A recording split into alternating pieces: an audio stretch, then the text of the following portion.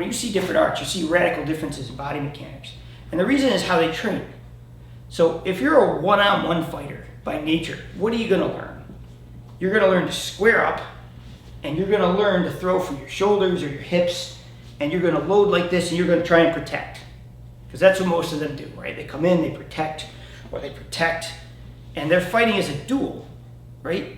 But duels are different.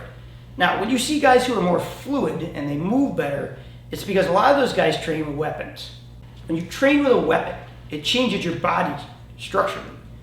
Because what happens is to move this heavier object, you have to relax more. You cannot stay tense and fight like a lot of guys fight when they use their fists.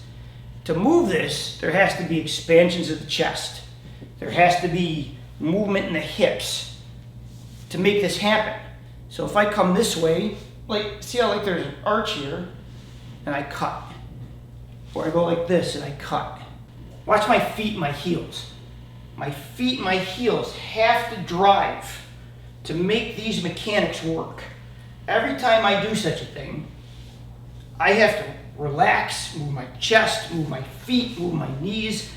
I have to, because this weapon is going to force me to do it or I'm going to get hurt. As I come through, I have to have this ability to move, and on multiple directions.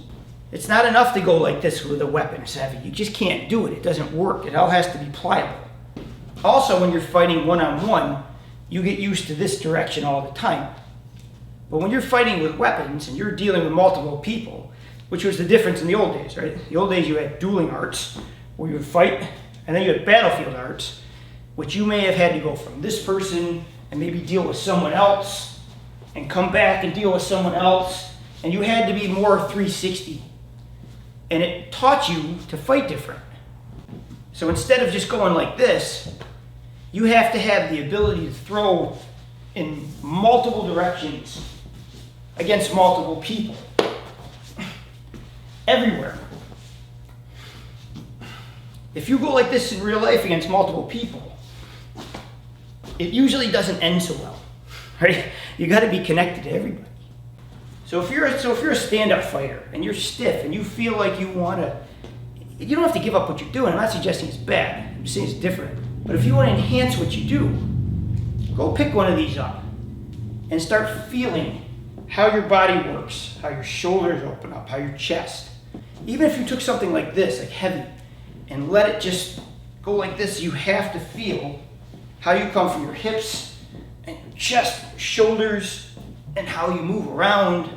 It will teach you very quickly how to break the body down, how to move your feet, right? How to throw things properly.